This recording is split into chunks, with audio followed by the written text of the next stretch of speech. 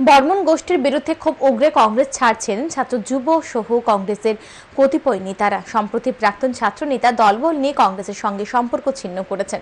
মঙ্গলবার ফের ভাঙন কংগ্রেসের। এদিন আগরতলা প্রেস ক্লাবে সাংবাদিক সম্মেলন করেন কংগ্রেস নেতা রতন দাস, জয়দুল হোসেন সহ অন্যান্যরা।